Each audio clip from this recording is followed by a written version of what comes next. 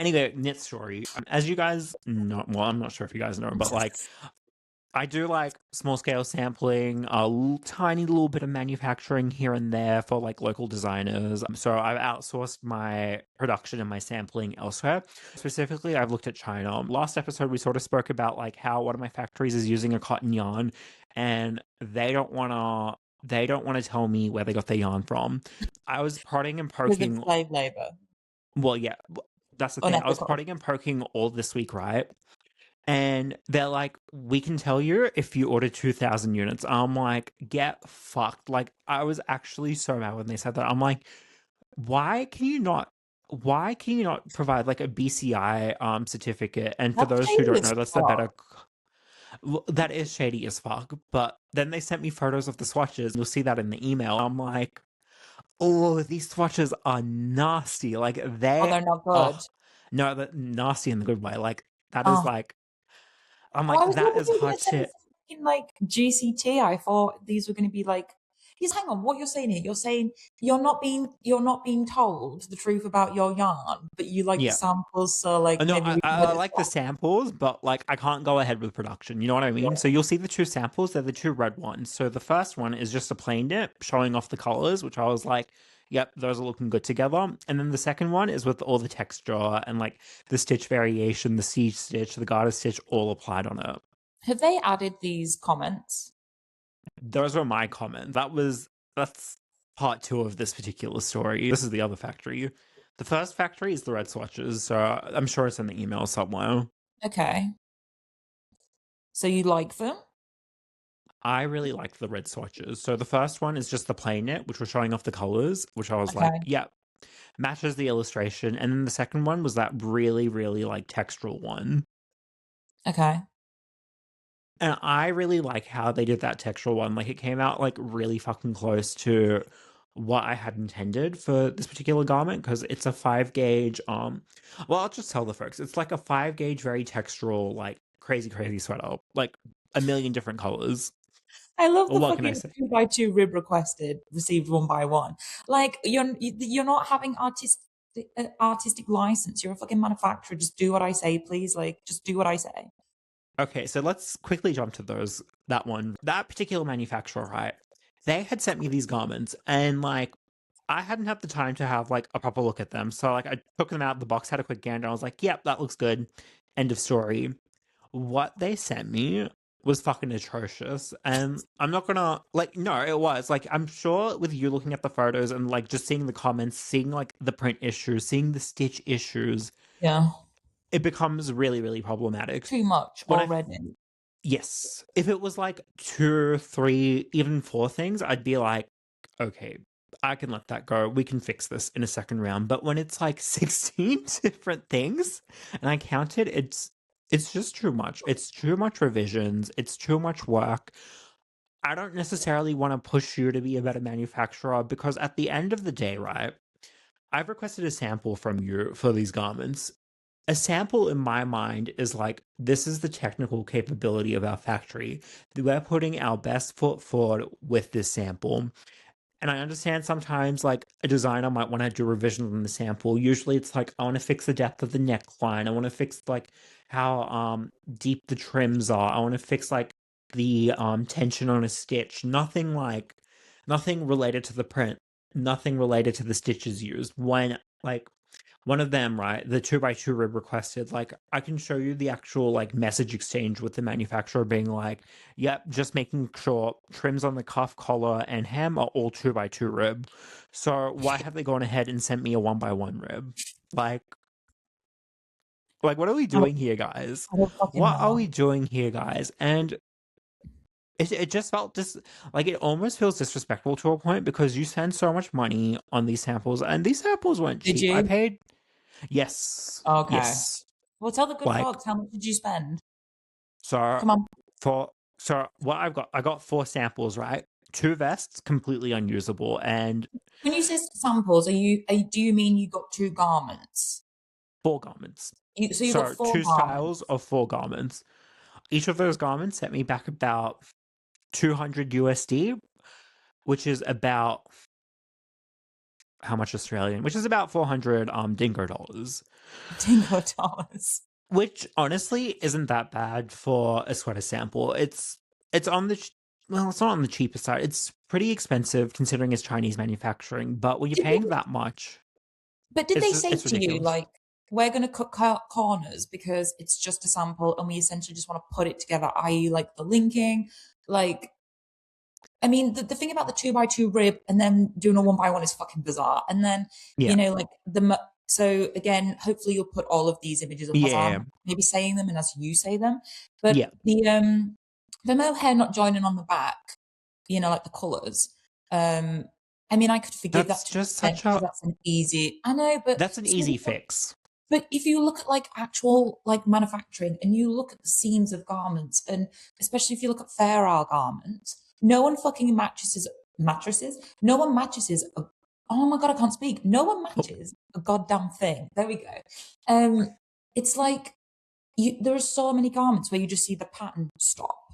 Or like no one considers these things. So they probably don't work with people who actually consider these things because we just need to make large scale products for H&M or, yeah. for, even um I've seen like designer brands and the patterns just stop. And I'm like, why Cut. the Yeah. fuck do we do this?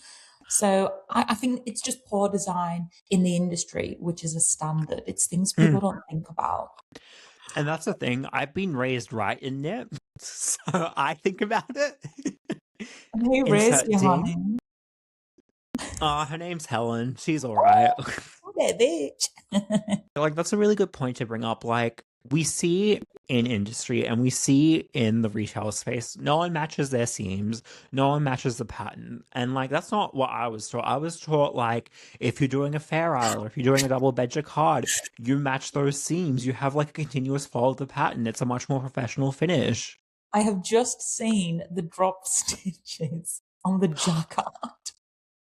That was crazy. That was crazy work. So, I'll insert an image here, but essentially there's quite a few drop stitches on this garment. So on the interior of the garment, and I felt like I had to look at the interior after I looked at the exterior because I was like, this isn't adding up for me. There is like 10 drop stitches near like the left or right side of the garment where they have just let them loose. And that's not the most egregious part. Like, I feel like there's worse things with these garments. I So just I had all, yeah. the linking on the neck. So they've not done point for point. What have they done? So they've done point for point on the exterior. So what they've done is they've cast on, and you can see on the inside of the neck, that's just the cast on edge. So that's just the tubular cast on. They've knit up. They've obviously knit some waist. So they've applied just the finished edge on the inside and then folded it over. So like you see that everywhere on commercial garments, and I'm usually fine with it. But like I think it looks messy when you're working with like a mohair that has like a bit of a slub to it. I was like, no, I'm not a fan of this finish. Like I would have done point to point and like folded over. Like it's a nicer finish. It's like people like. I mean, unless there's a reason to, I'll do it. But I often don't like doing it and folding it back. I like it to Yeah, fold over or just to be linked onto it nicely and a part of it. But it's like I agree. when they took on this order, did you not say like do they ask you any questions like what is your price point for selling at? Like are there any like So hard rules like you need like in this garment? Like So that's the thing. So something I've discovered with both these manufacturers, right? If you don't ask for it, they yeah, won't give it. You yeah, have to specify everything, which, industry standard, it's the case for most manufacturers. Like, again, because we're obviously we're obviously based in Western countries. We understand that the standard, if someone's coming to us directly for garments, I've got another story about that later on. If someone's coming to us directly for garments, we know the standard of how a garment should be produced. So if someone's like, I want a rib neckline, we're going to ask the questions, do you want it just a single band or do you want it folded over? Do you want it point for point or do you want it like cut and sew? Even though I don't offer cut and sew, and I think that's disgusting and a violation against God. Um, I hate cotton, so I refuse. That's another thing. So on the vest for these garments, I'm not sure if you saw, I was feeling around the neckline. I'm like, something seems suspect here. Like, this does not feel like a fashioned edge. So So I you fully took took off off the the, trim. I took off the trim because I That's was what like, I'm looking at then. Yeah. this does not feel right. And then when I took it off, I saw it was a cut. They cut into the knit. And the most egregious part is they didn't overlock the edge. It was just the live stitches hiding under that folded neckline. So imagine, right, if I hadn't took off the trim, I wouldn't have seen that there. I go ahead with a production run of like 20 units and then I'm selling these garments. How quickly would they have fallen apart? And I understand we're using a mohair mats. Let It me is what it is. let me do a quick for the people who Yeah. might be listening to this who don't know knit at all. Mhm. When you cut knit stitches, they have the potential to drop. It doesn't matter what the material is. If you pull that hard enough, if you stretch it Mhm. hard enough, it will weaken over time and it will move. So even if it's a felted yarn, which is completely compact, Mhm. I mean, I don't know if that will pull apart because I've never tried it, but it has the Yeah. potential to, right? So if you're ever cutting and sewing a neckline, well, if you're cutting it, what I always say to people is to overlock or link it, overlock or sew it with a machine because a machine will Mhm. catch every single stitch. So if those cut ones drop, they will only fall to the sewing line Mhm. and they won't go any further. So what Chris is saying, and you'll see it, is they've cut it. It looks like a fucking mess underneath. Yes. The link line's not even It's straight not catching on every the stitch. left-hand side. Well, yeah, it was so wonky, and like you compare like the width of how they've applied that trim because you can see the linking line, like you can see sort of like where they've put it into seam the trim. It's not a nice finish. It's No, really not a nice finish, but especially for the price point I wanted to sell these garments at. Like I wouldn't would have felt overlock like the a client. neckline ever, by the way, just because it could No, be me bulky neither. inside. Mm. So like you always want to sew it first. But yeah, that would send me over the fucking edge if I saw that in my garments. I'd be like, don't try and trick me.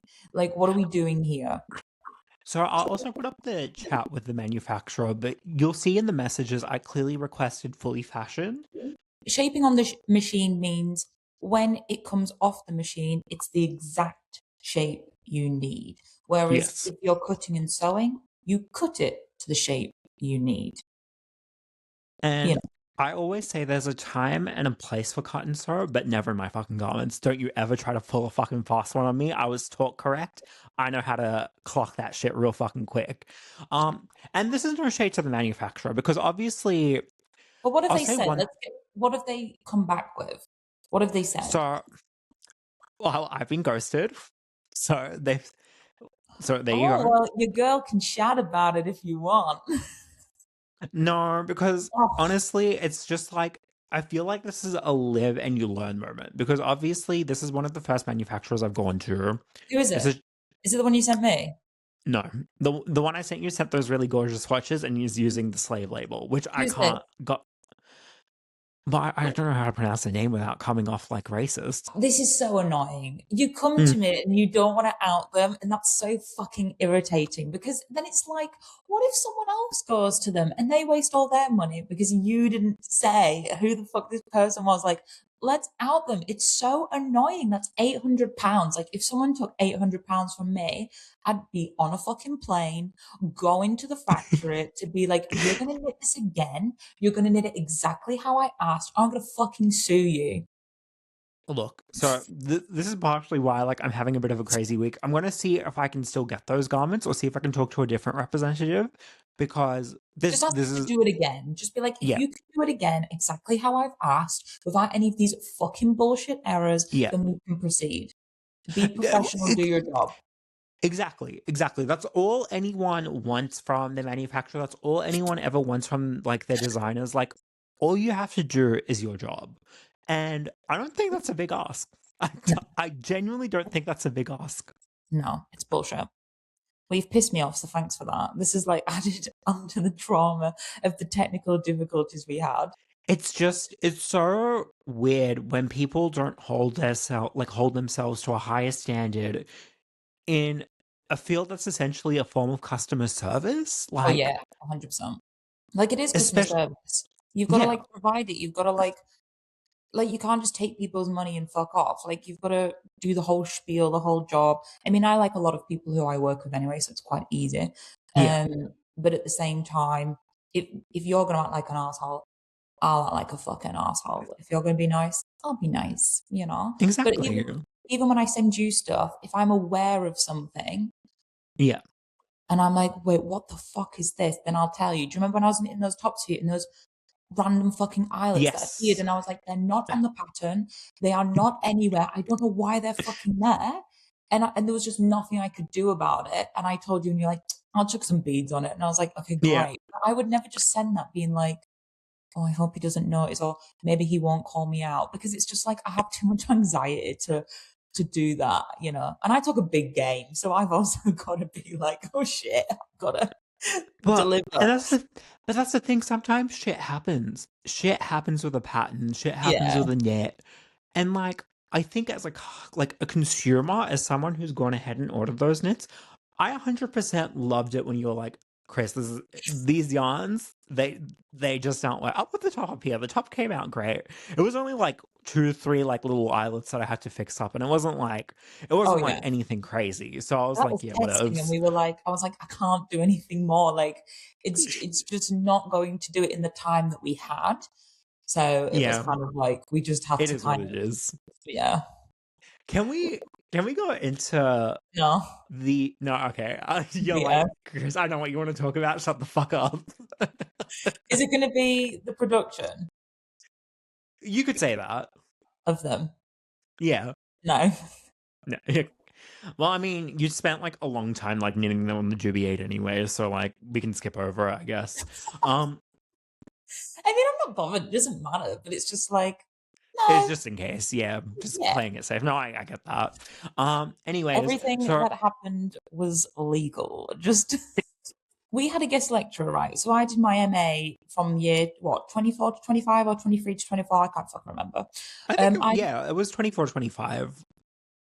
cool. I did my MA and we had guest lecturers, and I didn't really attend any of this stuff. When I did my Yeah. MA, I was definitely like, no, I'm coming in as a professional to use the facilities and work with Mhm. people rather than I'm coming in as a student to learn Yeah. things. Even though I Like learned it's a things. different experience. Yeah, but not everyone does that with their MA. And if you're thinking of doing an MA, I would say take 5 years off. Get really good at what you want to do and then go back to use and apply yourself rather than to like learn things. See, because It's a waste of money. I'm getting the itch. I'm Yeah. getting the itch where I'm like, see, I want to use it because I know the uni across the road has the Shima. I'm like, Well, that's why I oh, used it. yeah, Yeah. And it's like, okay, let me access power machines. For me to learn power knitting, it would have cost me like, I don't know, maybe like three thousands. grand to do it Mm, like properly. Whereas my MA cost £5,000 because I had a grant as that is well, so and good. I got a sponsorship and or a grant or whatever, and I got discount because I Yeah. went there for BA. Um, so it wasn't expensive, but I had what 40 weeks. Can you hear those birds, by the way? No, I can't. I can't hear anything. I Okay, just good. hear you. I have You the and your door pretty open and the birds voice. are going nuts. So I thought I'll shut the door if you can hear them. Maybe we should go do like a little expose. Go walk out to the birds. What do you have to say? Oh my God, they're always shifty though, ain't they? You know, I got a thing about these I pigeons. have the shifty birds. But when I did my MA, so basically this woman came in and I can't remember her name. You'll probably know her. But Mm, she was talking about working for, oh my God, what the hell is it called? Spin Expo. And she was talking about doing work for 6 months and like not getting paid. And, you know, that's just the nature of freelance. And I was like, the fuck it is. Like, I thought, you're older than me and you're telling like a yeah. group of students who are younger than me, same age, that this is just the norm.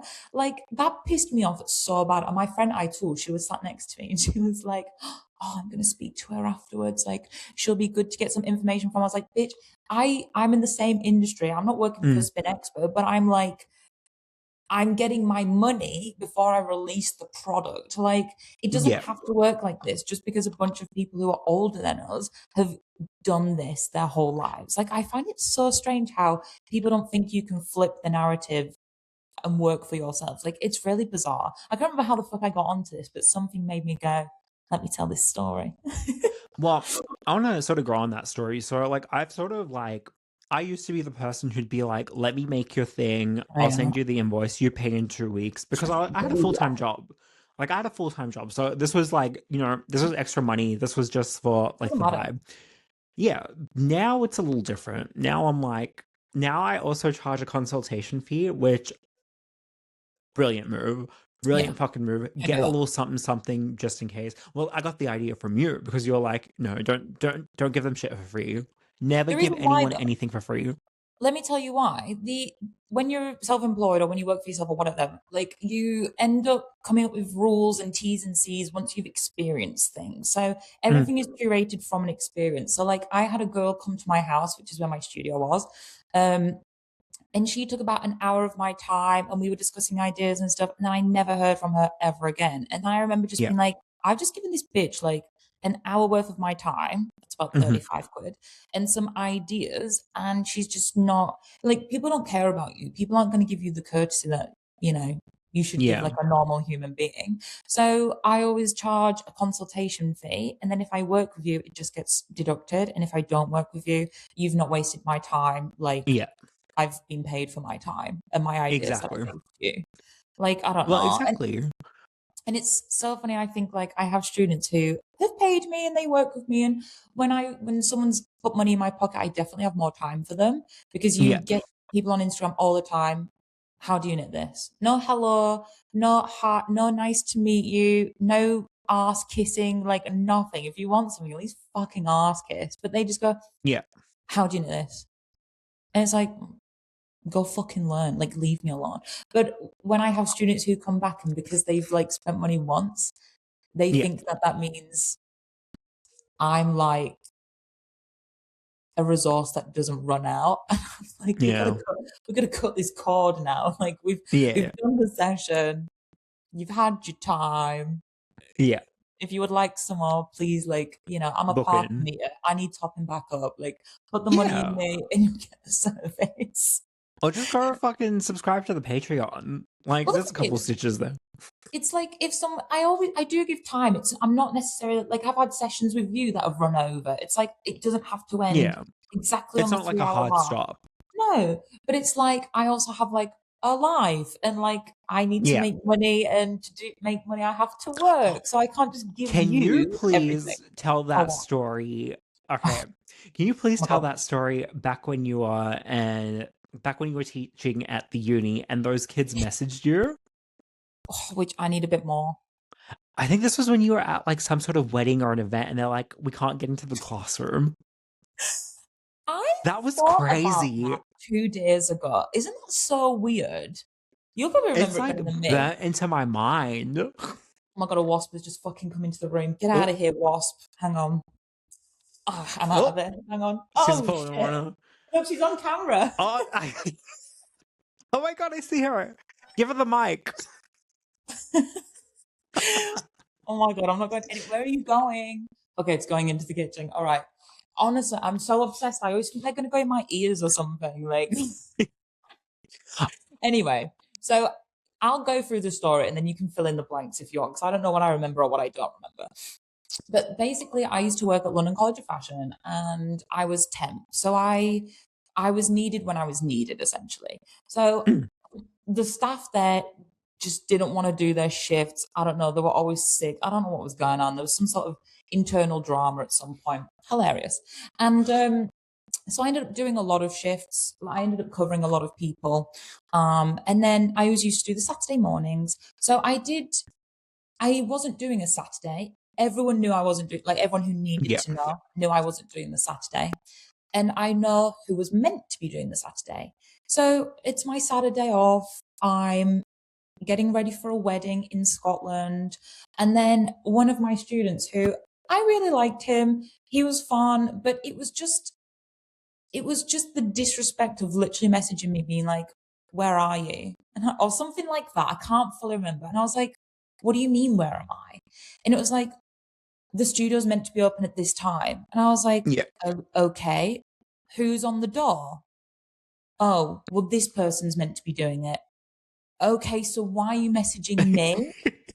And it was the whole thing of, you've set the tone for this conversation. Yeah. You've come in saying, where are you? You're not going, hi, Helen, sorry to bother you. I know it's a Saturday. There's just fucking nothing, no regard for me in that instant. And I'm thinking, are you fucking... What? What? yeah, like I shut it down and I just went, I'm at a wedding. Yeah. I'm getting ready. You've not said hello. You're not asking how I am. You're coming in demanding. And that's pissing me off.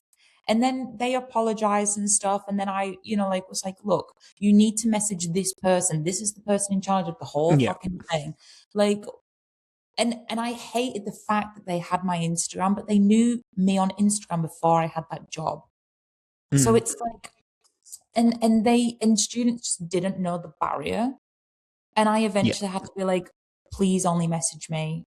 Please email me or ask me at uni. Like, if you want to talk to me about non-university things on here, not a problem. But Yeah. if it's a uni thing, you email or you wait in person, because it just, Yeah. people just don't understand that you're like not 100% 24/7 accessible to them. People just don't fucking get it. I had a woman once, this is nuts. So this woman, she had a jumper and basically the bottom half of it needed fixing. But I was like, you're going to have to unravel the whole top of it to get to that bit. Otherwise it's like a cut sew job relinking. Like, I was just like, it's no. And yeah, it's not worth it. and I was telling this woman 50 different ways why it wouldn't work. And in my head, it wouldn't work.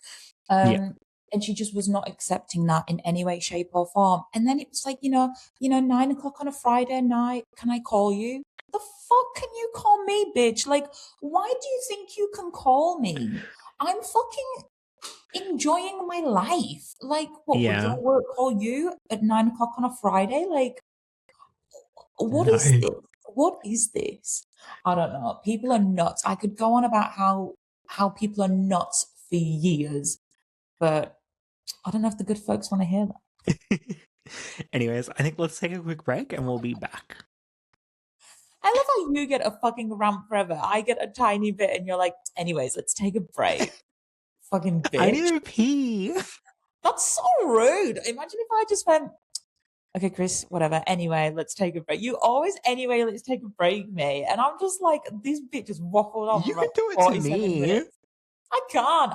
I literally can't. I would feel so rude. Why? I don't know. I do you all the time. Okay, well. And also, you said we need to call the breaks when we need to call the breaks.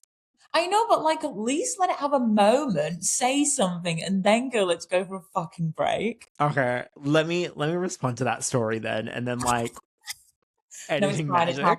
It's happened. I'm gonna leave this bit in so we can show the conversation we've just had. I want to cut it out. No. What do you mean no? You don't even watch the pod. I'm gonna leave it in. Let's take a break. Go for a wee. Thank you so much. This is Girl and a Gay. Thank you. Yes. So I've got another little knit story for you. Like, this is going to be the Chris episode. Like, I'm sorry, this has been like a big fucking week for me. So I told you so I've gotten asked to do samples for like a Paris showroom, which I was very, very excited about. So I've gone in, I've met with the designer, him and his team, so fucking lovely, so fucking nice. He was showing me like this little swatch book he got and like the yarns he wanted to pick. I'm like, absolutely fabulous. And he's like, so what's your production capacity? I'm like, one sample. And he's like, no, like, be serious. If I wanted to do a production one, how much could you do? Like, could you do like possibly 20 units per style? And I'm like, yeah, baby, if you let me smoke some crack so I have the energy to stay on my machine for 24/7. You probably couldn't get the time he needs though. Well, that's the thing. So he said, not for the show, but he was like, usually we release our range like the year after. I'm like, okay, that could be doable, but like, I'd need a little team on hand. So we've both had like the internship talk before where we were like, we need an intern. We were looking for one for the podcast.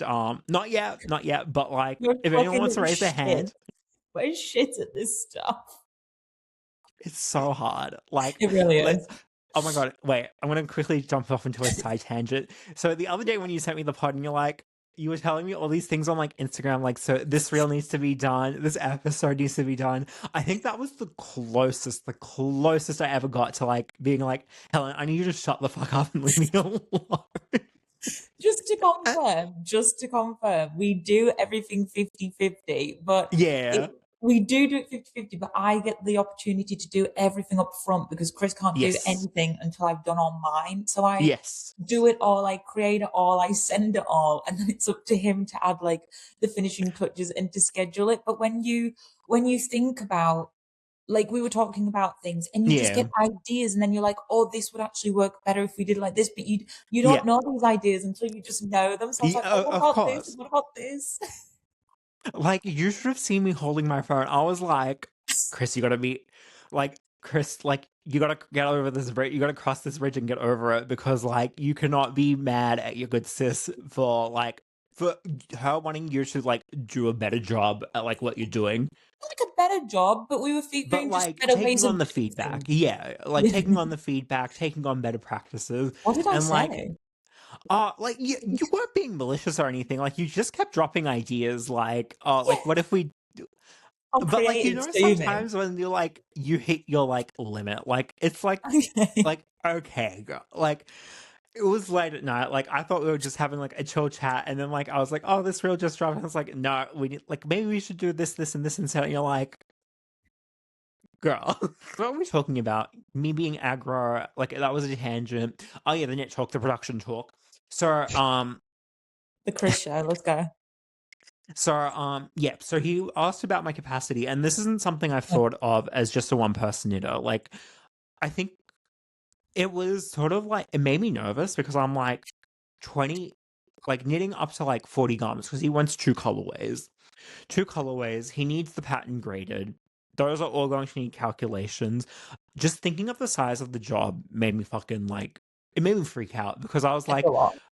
yeah, it's nerve-wracking, but, like, you think of the money and it's like, okay, if I can deliver that in, like, 2 months with, like, 2 interns helping me out, I pay them, that's a really fucking good job, and I was like, "You know what? I'm gonna make it work. I'm going Just to try remember, my best to make it just, work." just remember, sorry, I keep cutting you off. No, of course. Um, remember, the interns you get are not just going to do the job straight away. It's going to be Mm, real hard to find someone who is what you need them to be. yeah. It's going to take training them, making them understand, all of that crap, but the thing is, the Yeah. 2 interns I've got, right? So, these were 2 girls I've previously taught before, so they've learnt machine knitting from me, which means they've Mhm. technically learnt machine knitting from you. The Your grandkids. grandchildren, as we were Yeah. saying. um, so they are both really fabulous knitters. Like, obviously, I was like, look, you're gonna need to train in certain aspects. You haven't used the linker before, and I can show you how to use the linker. Look, you haven't used the linker to put together seams before. You haven't like learned how to like wet block a garment so it's like professionally like laundered so it can go into retail. So these are all things that's going to have to be like learned. But I was like, realistically, they know how to knit a garment, they know how to shape a garment, they know how to do patterns, they know how to do grading. So I was like, you guys have a really strong foundation. It's just sort of like tweaking on those skills now. I'm Mhm. like, I'm so glad both of you said yes to this because if you didn't say yes, I would literally find like a drug dealer, get myself some crack, and be on that machine like a fucking madman because I don't like passing up an opportunity to make any sort of income. You know what I I mean? I know what you mean. First of all, we don't condone drug taking. And second of all, you My need collection was called ketamine at West Ride Station. I condone it. no, we don't. We'll get Girl into and that Gay later. podcast does not condone drug taking in any shape or form, unless it's legal. Okay. Okay. Fuck. Well, you're gonna get us banned off YouTube, seriously. What were we talking about? Your interns. Oh yeah. Yes, This, interns and then production. this is gonna get like these are conversations we probably shouldn't have now, but we've already had this conversation, so I'm just gonna Yeah. reiterate. If you're taking on knit jobs, totally get it. what the fuck ever, but you still have to put time aside for this fucking podcast. And Well, I that's the don't want you thing, right? wearing yourself thin. We're not doing it and then you're taking a break. Like, this is not. So, you're not backing out, bitch. Well, that's the thing, right? Oh my God, If he's it backing comes to out. me, well, no, if it comes to me between making money or the pod, I'm picking making money. You know what I mean, right? Like Yeah, I if it know, but came like, between you like getting like a 23,000 pound job, right? I Like would it's just quit going the to pod take you, then. I would quit. yeah. So like, So you're going to quit the pod. Well, well, this is I it, haven't. folks. So we might as well just end it here. Thanks for watching Girl and a Gay. It's probably just going to be girl soon because the gay fucked off to earn some money. Well, no, I wouldn't want to quit this. This is like honestly to some extent like literally like a It's mental therapy. relief for like It's yeah. therapy. It's therapy for the both of us. We get to have like a little bit about like our day jobs. The only thing that does kill me, it's like, guys, I'm not kidding. Editing work is It's, fucking crazy. it takes me a whole day and a half. It's so fucking annoying. And then it takes me a day and a half to get like the reels and like all that shit edited. Like, but This is in why we're doing saying it that, once every 2 weeks now because it's essentially 2 days a week each to yeah, do this. it gets a bit much. And Give like us some also like money. Give us some like I'm gonna money. work. Like I don't have a full-time job anymore. Like I've put my whole thing on like knit now. So like, at the end of the day, we're sort of like in the same boat where it's like, okay, like you have to rely on yourself for your income. Yeah. So like, yes, this is a fun hobby, but like if it comes to the hobby of picking the bag, I'm gonna pick the bag. Hmm. But that's the thing, right? Like I was really, really nervous when I was asked about production capacity. And then you sort of have to figure out, like, right, what am I going to charge for the sample? What am I going to charge for a production price per unit? And I was like, literally frozen in fear for like the past 3 days. And like, I had to send him back an email today because he asked, like, what are you thinking for your sampling and price per unit? How are we looking for minimums? And I think I reworded that email like I'm not even kidding, like 10 times. I was walking around the city today after my class. I'm like, what do I write? What do I write? What am I doing? I kept changing it. I kept putting it, like sending it to my friends, like, does this sound okay? Is this too much? Is this too little? I had one friend saying, no, that's a bit too much for this What particular friends are style. I you had another, sending it to? just so I have the girls group chat. What the fuck? So, Like, I'm the one well, who, like, knits and charges people. well, yes, but like at the same time, I got to save stuff for the pod. So let's get into it, right? So, Yeah. I've given him a sample rate for a tank top of around $500 Australian, not including tax. So that's about 250 What's the quid on stitch? your end. Huh? What's So that's the thing. I've spoken to him. I was like, look, if we go the plain knit, like just simple classic knit stitches, maybe like a rib hem, rib trims, the we'll look at like 500 just for the sample. Just I'm keeping the sample like cool, the sample 500 unless he's like, oh, fine? actually I want cables. Then I'm gonna be like, okay, well that 800, changes things 500. dramatically. Yeah. That we Fucking go hell. from 500 to 1,000. Yeah. But if he's just like, oh, let's put some like tucks over here, let's put like a little bit of eyelets here, like whatever. That's not going to take me too long. That's fine. I'm happy to keep it for 500. I've given him a price per unit cost, and I've given him a varying cost for this. So I've said 350 if it's again just a plain knit, we're keeping the trims a bit more simple. And at the upper end, I said 450. So again, if we're looking at adding tucks, eyelets, simple single bed fabric manipulations, 450 I feel is like pretty decent. If we're looking at then if he wants to do like a double bed tank, so I'm using both the ribber, which will create like rib stitches, and then the back bed, which will create pearl stitches, and he wants like a really full on texture. That's when we're sort of looking back again at like the 500 to 600 range because like a tank top, it's not going to take that long to knit. Mhm, Again, unless you're doing like some crazy hand manipulations. mhm. So that's sort of what I quoted him, and I feel comfortable in that price range, especially for a fucking 20 unit per style run, which is like, oh my god. I think What are you thinking? I think it can be Because done, I've got right? okay, so I've gone in right. He wanted an estimation. We haven't knit samples yet. I don't have final yarns yet. I've said this is look. This is just my estimation. If you want me to use the yarns I have on hand, this is what I'm going to charge for the sample, but we're going to need to revise the sample once you order the final yarns and those get to me. What's the time frame? So, the yarn can get here in like 2 to 3 days. He needs it by end of June. So this is just the runway samples. Once those runway samples are done and he gets like approval from like his buyers and stuff overseas, he'll let me know which styles are done. And he says I have around like he says like 4 to 6 months, which I'm like doable. That's doable in my eyes. Yeah. I could push 40 units in like 6 months. That's fine. Especially if I have my 2 girls helping me. Yeah, because like I can knit 3 garments a day if I'm like nuts. If But you're at the like same dedicated. yeah, but at the same time, like I think it's doable and I think it's fine, but I think you need to plan out the whole time frame before you commit. You need to set hard fucking rules, no changes, nothing. If you do change your mind, here's an exorbitant price that you have to pay because I ain't fucking around. Your mental health's going to deteriorate. You're going to feel shit in your back. Yes. Your vitamin D is probably going to like dissipate. Go Like, down. you need to like I don't know. And this is the thing. This is like the ADHD. We're all fucking nuts. Like Yeah. because we will do it to get the bag. I mean, you're in a nice position because you work for university and you're actually getting paid. So it's like Well, I work casually for the uni, so I'm yeah. there when they need me, which is like might be once a month, might be once every Oh, 6 once a months, month. you I know? thought it was like once a week. Okay, fine. No, no, no. I wish it was once Oh, a week. If fair you'd like to enough. hire me once a week for a lecturer or an educational support officer role, please hit me up at the Girl and Gay Official Hotmail account. So that's girlandgayofficial@hotmail.com. Thank And you. if, and if you want someone better, pick me. Are you gonna fly out all the way down here? Oh my god, I'd love an excuse. I don't care. Oh, okay, fire. Let's fucking go. Um, Even though she has her mortgage. Yeah, I know. Let me tell you about some real quick. We had a guest Yeah. lecture. This is quite fucking interesting. It's about like it's like knitting and freelance and all of this. Mhm. What the hell is that? Is that a drink? That, Okay, fine. that's my vodka soda. But it I was like need one after another. this week. I thought it was like another vape in disguise. I was gonna be like, Could you imagine a vape this big and just me going, like, someone Chris, will what are do you saying? it.